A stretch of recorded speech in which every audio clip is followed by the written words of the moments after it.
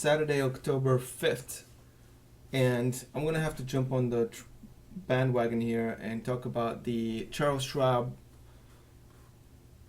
what is it called, the fee reduction elimination, trying to be more like Robinhood and TD Ameritrade and everyone else that's followed suit, including E-Trade, and I'm also a customer of E-Trade as well. So they dropped their prices down to zero when it comes to some commissions like buying stocks, ETFs, and options, things like that. They still have some charges. Some of them, like E-Trade, for example, is going to charge for assigning an option contract and things like that. Some insignificant charges, but basically the fees are reduced down to zero, and so a lot of people are making the decision whether it's better for them to go with a bigger broker rather than Robinhood, and or stay with their current one if you are a Robinhood user. And so there's been a lot of discussion about that. A lot of big channels have made this a topic of conversation, and I guess I got to follow suit, even though I'm not big at all, and I'm not really. I don't even consider myself like a channel. I'm just doing like video logs and just talking about investing and giving some lessons that I've learned over the years to people who want to follow. But it's mostly I'm doing this to record what I'm doing with my account, and just curious about what other people are doing with their accounts. And I really like, actually, by the way, when you guys tell me all your trades or ideas and whatnot, and what's worked for you. I'm really curious about that. I browse other people's portfolios and accounts all the time. So, but anyways, back on topic. Now, well, first let me show you what's going on with the account. I'm almost at an all-time high. This is the account right here. And I was going to actually talk about this, but this is the account. This is the weekly performance right here. It's up a little bit over percent. Just to check, I always like to compare myself against the SPY. I think I'm losing by a lot this week. Let's see. Oh, nope. Winning by 1.5%. What? Okay, so I'm winning. I'm doing a lot better than the market this week. Great. I was actually expecting to lose because Friday had such a huge day for the markets, and I totally lost Friday, right? But anyways, that's good to know. Now, let's take a look at the account. Some of the big movers on Friday were, of course, Apple is $900 on Apple, but obviously I don't get all of that because I have this one call sold against Apple at 200, right? So that made me negative on the options, but just only by $85. So if I cash out now, it would be like over $800 worth of a day for me in value accumulation. Now, I'm not sitting at an all-time high, but I'm very close to it. I'm thinking the all-time high was like 69,450 or like 600 on intraday, something like that. But hopefully I get to that $70,000 mark pretty soon on this account. I haven't added money in a long time, so I want to add soon. Maybe another grand at some point. We'll see.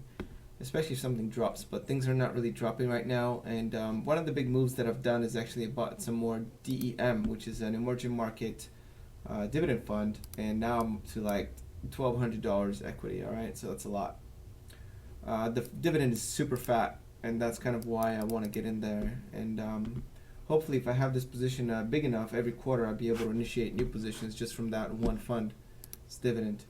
So anyway, moving on. I think pretty much everything else is a bit insignificant, except perhaps energy fuels here, which had a nice pop. This is probably due to that commission that was assigned by Trump about the 90 days to figure something out to help the local producers, because obviously countries like Kazakhstan are subsidizing their production to have a big market share in the uranium business. So they're trying to explore a way to fight like this kind of monopoly type of movement that's sponsored by countries. I have explained the dynamics of this in another video, so I don't want to go into it. But that's basically what I'm thinking is happening here. Chemical is pretty flat. The uranium energy ETF is a little bit up. Now this is getting to a little bit of a danger zone here. I may be forced to sell shares because on 11/15 I've sold a call, right, against 100 shares of the URA, and I have a total of 260, so I might be selling 100 of them, which I'm not going to miss actually, because this has been performing so poorly for me over the years here, a couple years, maybe a year and a half. I am down over $1,000, and it's been going up lately. Like, look at the last 3 months here. I was down into the $10 range, now up to almost $11. So, but I'm not gonna miss it, honestly. Like, I prefer to own Cameco, even if Cameco doesn't go up as much as URA during a big boom, a supply shortage type of boom. That's all right. I'm just not as greedy anymore, so I might just let it go. All right, so that's what's going on with the account. You can see it here, and this is something I want to talk about right now. Right, look how clean this looks. Okay, just Robinhood's really put some thought into designing this, and they keep making improvements. Right, I can sort everything over here easily, and it looks white during the day, it's black during the night, and those things might seem insignificant, but it shows a little bit of effort when it comes to design, and that's kind of what I think I want to talk about. Like, I know these other big YouTubers are saying, okay, Robinhood's done because all the big players are now going zero trade commission and Robinhood can't compete. So a couple points I want to mention about that is, like, Robinhood, I think I'm still going to be sticking with Robinhood, right? As I mentioned in another video. And some of the reasons, right? First of all, Robinhood is not that small player anymore. Like, they have over, I think, 14 million accounts or something like that. It's ludicrous, right? They're a big player now. They control a vast sum of money. And so that's just number one, all right? They are a big player. But number two, even though the other banks may have faster executions on their trades and provide maybe more liquidity or whatever, like, personally, I'm not in the race for that. Like, I don't really care about that because the execution rates don't really matter that much for what I'm trying to do. I mean, I will work a trade for hours or something like that, or days. If it doesn't execute one day, whatever. It's all of them are limit orders, really. So whether the limit order fills or it doesn't fill, I'm not so concerned. I'll do a market trade if I don't really care about the price, but so much. But generally, when I do options, they're all limit trades. So whether it fills in or not, like, I'm kind of indifferent. I'm just selling puts and calls for the most part. Like, it's not gonna make that much of a difference for me personally. Like, if you care about that, then obviously that's a big point for you, point of contention. But the other thing I want to mention is design.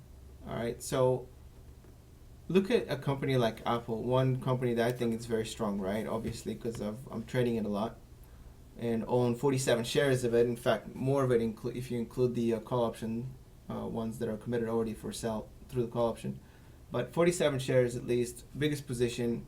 And what's their main strength? It's the design, right? People use Apple because they like the layout. It's simple, it's easy to understand, elegant, very readable. It's not plugged in with a bunch of numbers and text. Like, it doesn't have all this extra stuff, and the fonts are not out of whack size-wise. And you know what I'm talking about. All your Android users, like, don't act like you don't know what I'm talking about. Okay, like, my dad has an Android phone, right? And I rag on it all the time. I mean, like, I'm trying to use it, and like the proportions is so out of whack. Like, when you bring down the menu, the text is like way too big at some points, way too small, and it's just the icons look weird, and there's no like proper shading and everything like that.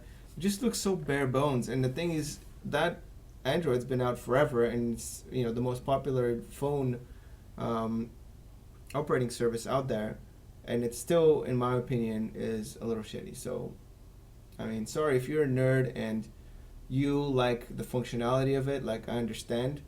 Okay, maybe Android's better, has more options to do things, perhaps is even faster at executing at some points. But in my mind, there's no arguing that Apple's iOS is more polished, right, and feels better. It's better designed. It's more pleasant on the eye, right, than Android. So that's kind of one of my big points of contention here. I don't think people are going to switch from Robinhood because they just because of the numbers alone, because even though that's part of the reason why they got on there, I think they're going to be hooked on the app. I think the app is very friendly. It's very user friendly. It's very easy to understand. Like options trading on its own is so much easier to understand through Robinhood, and I think it's helped a lot of regular people that are not pros. They don't have MBAs and in finance and all that to be able to get into um, investing and to be able to understand options, right? I mean, that's kind of what I'm doing. I'm helping people understand options through Robinhood. It's so much easy if I, help someone to understand options through this platform rather than some confusing as like, E-Trade or Charles Schwab or whatever those big, even Webull, like people argue that Webull is so much better because it has more functionality, blah, blah, blah, blah. But those people are Android users. I can tell you that for a fact, right? Because, there's more to the functionality.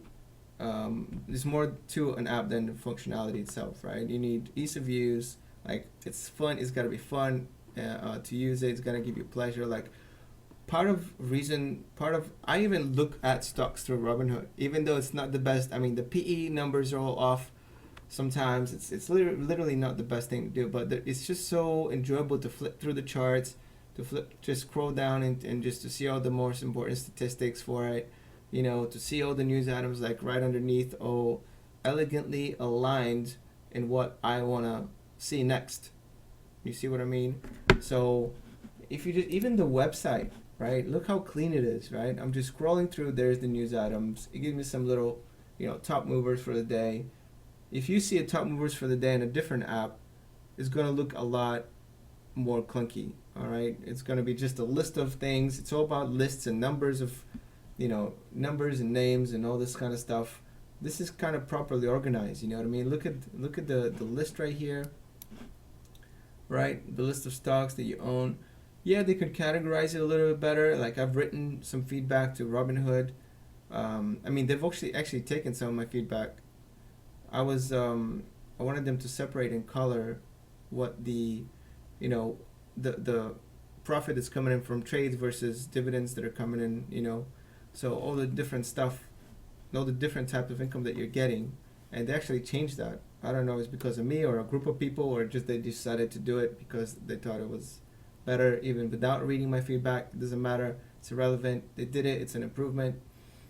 The color scheme is better. I mean, just design overall, it's so much superior. And I think unless Charles Schwab or, which is the leading company that decided to cut everything down to zero, I think probably because they were more well positioned than the other brokerages when it comes to cutting down rates, because it's cutting out commissions because their business is not so centered around trade commissions like other businesses. They probably wanted to beat out they wanted to hurt a lot of the brokers with this move without hurting themselves too much, right?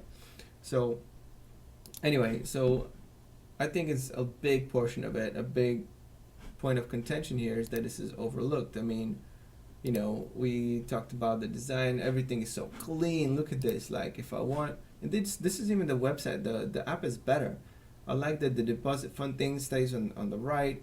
You can see all the deposit here. You can filter it, right? You can go, in the history.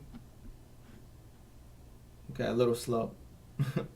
All right, so obviously this needs to be improved, but the layout is nice, right? So it gives you the history, the dividends, all the recent trades. Like this was my feedback, to make the dividends in green, just kind of have them stand out from other activities like options and deposits, things like that. So anyway. The account is really clean here, the account tab, right? It gives you this chart and even highlights like the stock when you scroll over it. I mean, these are little tiny things that people will say, well, it's insignificant because the other auction house, not auction house, this isn't World of Warcraft. The other brokerage houses, they have, more functionality, or they have faster trades or something like that. But they don't have this, right? It's not as enjoyable. Like I know it. I have the E-Trade app on my phone, and I hate going through there. I mean, just getting to the history, like, okay, I gotta press what I gotta do, where do I have to press, right? Then I got another menu, and then that menu, and then go into it, and then I have to set dates and things like that. And before it shows me anything, and it's just, number one, I'm not used to it, but number two, I just don't think it looks as clean, as pleasing, and it's not as enjoyable to maneuver through it. And that's part of the experience for me personally, right? And I think a lot of other people will agree with me. I'm not sure. Maybe it's just me, right? But at least they'll have one customer, right? And I'm sure that Robinhood's been improving things along the way as they go, and I'm sure they're going to keep improving and not only add functionality like they have been. At one point, they didn't even have what is it called? Option trading. They didn't have it at all, and they implemented it in a way that it's easier to understand for the regular person, right?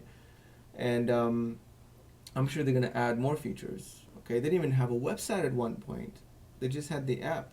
Okay, and they didn't have Robinhood Gold. They didn't have margin. They didn't have at one point.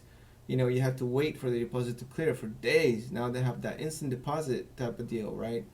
So they've added so much and improved this so much over the years, and no doubt they're gonna keep improving it. And I'm rooting for them. Like, yeah, you can call me a fanboy, but I'm definitely open to changing. Okay, so if Charles Schwab or E-Trade improves their app and their experience of using them so much more than and Robinhood falls behind, I'm gonna have to let them go, right? But for right now, I think there's no reason for me to do so. Not having drip or direct, what is it called? What does drip stand for? Investment, repeatable, I don't know. But anyways, it allows you to reinvest the dividend into the stock that gave you the dividend in the first place. So, direct investment, what does it stand for? I forget. Doesn't matter. It's irrelevant. So there's still more features that could be added, right? But I think they're doing great so far, and I'm looking forward to see how they respond, and whether or not the other brokerage houses are going to launch a ad campaign or whatever. But for right now, I'm sticking with Robinhood. I think there's a lot more than just joining the club of zero commission with other big brokerage houses. All right, well, that's all I got to say on the topic. I was going to talk about something else, but I guess this is it. All right, so it's Saturday. Probably going to make another video on Monday when there's some more action in the account and update you on some stuff. I don't have any big trade ideas at the moment that I'm mulling over. I'm just kind of holding on to my position and see how it plays out. Obviously, Apple is a big part of the account. And Apple had an enormous day today, so I'm just going to see how it plays out. All right, I think that's it. I'm going to cut it right there. Still with Robinhood. Peace out.